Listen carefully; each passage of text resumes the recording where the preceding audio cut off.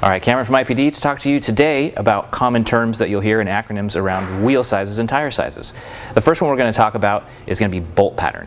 There's a few things that determine whether or not the wheel fits on a car, how it fits on the car, etc. First one is bolt pattern, as I said. So we're going to look at this wheel right here and look right here, right where the bolt holes are. This particular wheel and a lot of other Volvos use a 5/108 bolt pattern. And that's how bolt patterns are going to be when you hear them. It'll be a one number and then another number. The first number is going to be how many bolts hold that wheel onto the hub. In this case, on a 5/108, it means that there are 5. 1, 2, 3, 4, 5. Now 108, the second one, is actually the diameter of the circle in millimeters that that bolt pattern sits on. So if we imagine a circle like this, 5/108 means that there's 5 bolt holes around the outside on a circle that's 108 millimeters in diameter. Now if you're used to American car terms, you'll hear this as like a 5/4¼ or different numbers like that. Exact same thing, is just metric versus standard. First number is always the number of bolts. The second one is the diameter of the circle that those bolts bolt onto. Next term we're going to talk about is offset, sometimes called backspacing. In the Volvo world, we always talk about it as offset. Now offset is simply just a matter of where the wheel ends up being on the hub in relation to the center line of the wheel. And now when I say hub, I mean the actual surface on the car, on the spindle, the hub, where your wheel bolts onto. So that's your fixed point on the car. Now again, offset's going to be just how far off that center line the wheel ends up being, where the hub is and where it meets. So if you have a wheel that has, say, a 25 millimeter offset, which is pretty common on older Volvos like 240, 740, 940s, those ones are going to have about a 25 mil offset, which just means that where the hub ends up in relation to the central line of the wheel is going to be 25 millimeters off that. Now if you have a newer model Volvo like an 850 or a V70, those are going to have a higher offset, somewhere around 38 to 45 depending on the model. Now in the same terms, that just means that from that center line, instead of being 25 millimeters off that, it's going to be 40 or 38 or whatever that number is off that. So it's going to effectively change where the hub mating surface ends up in relation to the center line of the wheel. That's the basics of offset. Again, it's just how far inboard or outboard the hub ends up being based on that center line of the wheel, talking about profile between the outboard face and the inboard face. So now that we understand a little more about offset and what it is, let's talk real briefly about why those change over different Volvo models. Now if you think about some of the earlier ones like we mentioned, 240, 740, 940, those are going to have that 25 mil offset as I discussed. Now those cars were rear wheel drive, so they didn't have drive axles going to the front wheels. So it's a whole different story on how they set up the suspension.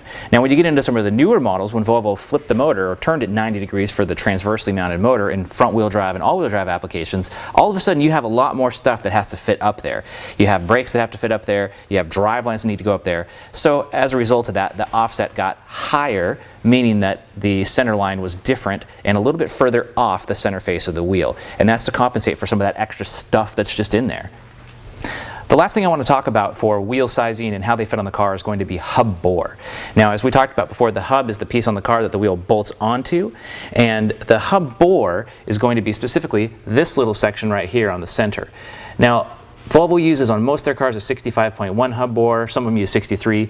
The exact numbers being irrelevant, the idea there is that at the end of the hub where the wheel bolts on, there's a little lip that comes off of it and sticks off.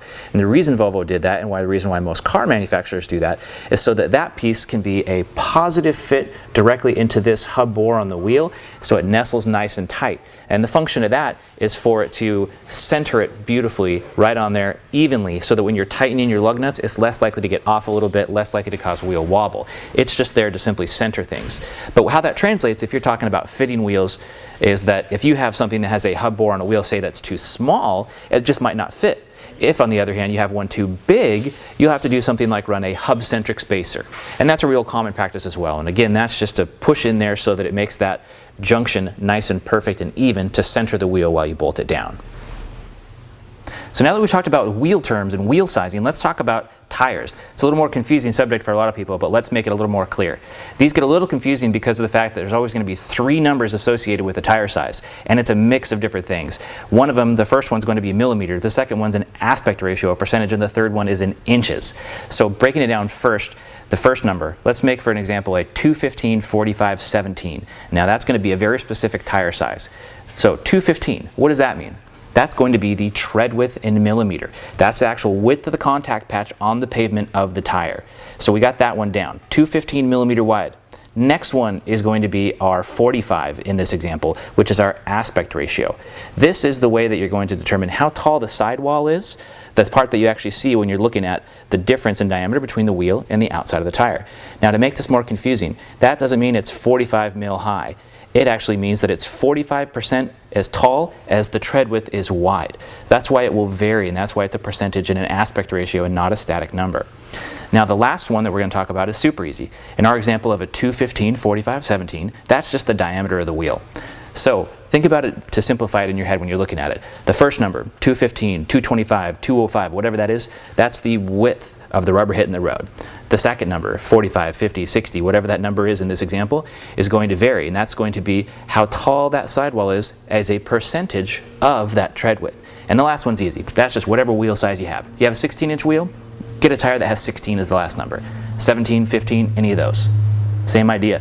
Hopefully that makes it easier for you to give you a basic understanding of what those tire sizes mean. So that's your basic primer on the wheel terms and tire terms that you'll hear thrown around and you'll read a lot. If you have any further questions about Volvo specific stuff or just want to know about wheel stuff or tire stuff in general, feel free to give us a call at 800-444-6473 or always check our website at www.ipdusa.com.